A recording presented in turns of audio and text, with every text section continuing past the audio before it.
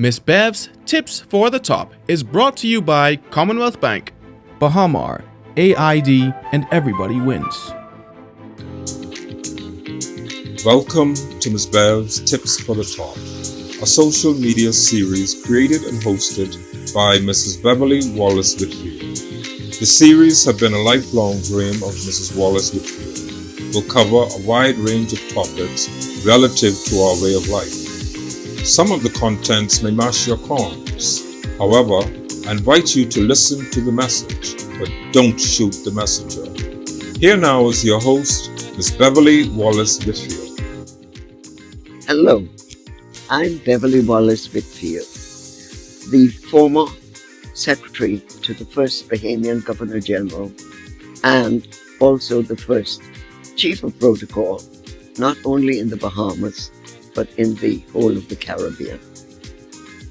It's been a long time dream of mine to do this series of social graces and etiquette, protocol, and figure in it seriously, because that was my exposure years ago, plus the fact that I'm a trained teacher. So I became very interested in doing something like this so that I could give to the Bahamians and to the persons further abroad benefit of my exposure in protocol and etiquette. The graveyard is full of information that was never passed on to benefit others. I want to be like the late great Dr. Miles Monroe, empty when I go. And I want you to benefit from anything I've said or given you so that you can rise to the top. This series will be called Social Graces. We all make mistakes. And what I want to do is to correct some of those mistakes so that you come out on the end a better person. Social graces for ladies. Please cross your legs at the ankle. It's more appropriate, it's better for circulation, and it just looks better. Let me tell you what happened to me recently. I went to a bank, sat in the waiting room with everybody else. A woman came in a nice denim outfit, rather short. She took her seat, crossed her legs at the knee. What she didn't know was that she made a display for the rest of the people sitting in the room. And the sad part about it is that nobody rose to tell her that she was on display. You can avoid things like that happening. You can avoid that happening if you simply cross your legs at the ankles. Ladies wear hat and gloves. That's appropriate, they go together. And when you're being introduced to somebody, ladies, you don't have to take off your gloves.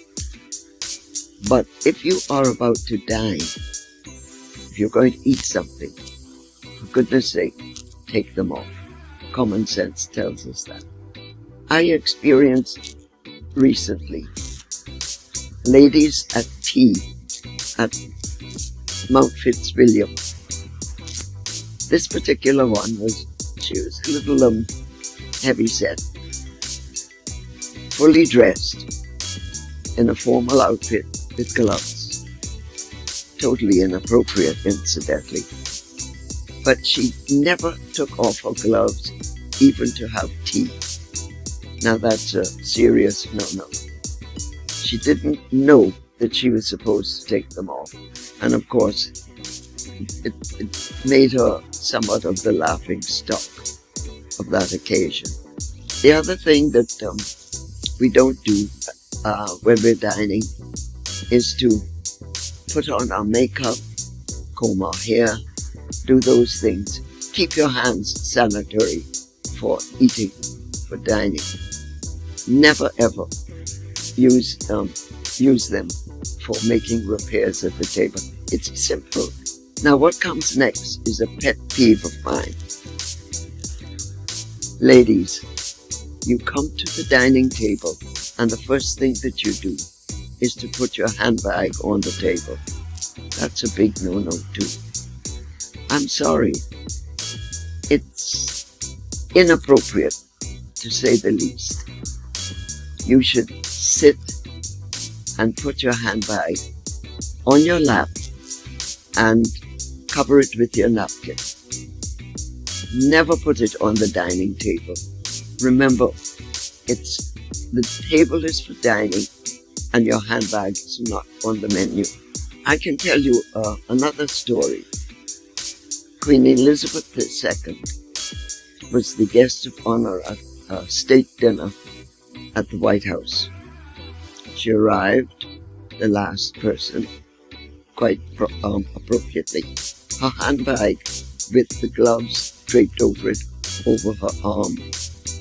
And she went to her seat and she made one fluid movement. As she sat down, she rested the handbag on the floor beside her chair. And I think if Queen Elizabeth can do something like that, we can too. Let's emulate her. No more handbags on the table. Think of Queen Elizabeth and put it on the floor. There's a little gadget nowadays that can in fact be hooked on the table for the handbag. That's better than putting it on the table itself. This section now deals with the gentleman.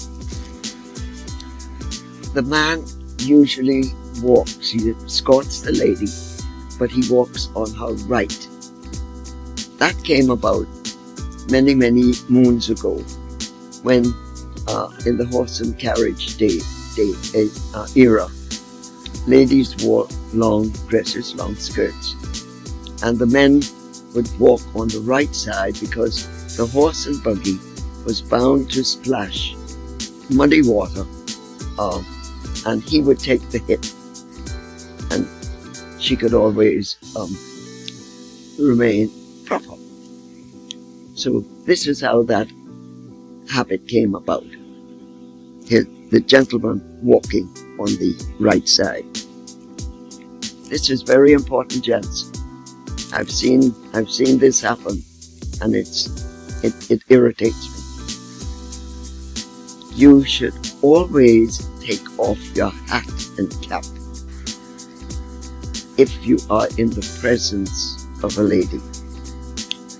As a matter of fact, if you're entering a building, be it the home, church, office, hotel, and definitely in an elevator, you remove your hat and your cap. I've been to a popular dining restaurant in town. It's popular on a Sunday after lunch. And I have seen men not only arrive in their cap and hat, they get their food from the buffet table wearing their cap and hat. They sit and eat the entire meal still wearing their cap and their hat. That should not be done. As a matter of fact, they should have removed their hat or cap when they hit the door of the hotel. As you're about to come in to a building, remove your hat and cap. Gentlemen, this may sound old school, but it's also proper. When ladies come into a room, you stand. I've been told about a cabinet minister, now deceased, who made this his general rule. He was in the waiting room, the reception room of the local radio station. And for every woman who came into that room, he stood. Now that sounds like a bit of yo-yo business to you, but it was proper. I saw recently a gentleman on the street being approached by a woman.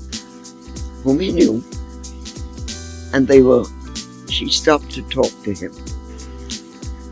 He immediately took off his cap, and they stood there talking.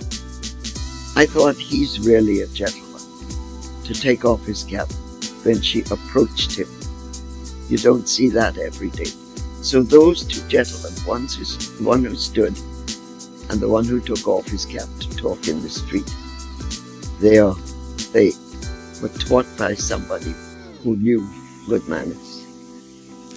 They were from the old school, but they should be emulated today. I want you to remember, you will never be what you want to be or ought to be if you remain where you are. Happy change. I'll see you next time. You've been watching Ms. Bev's Tips for the Top. See you next time. Miss Bev's Tips for the Top was brought to you by Commonwealth Bank, Bahamar, AID, and Everybody Wins.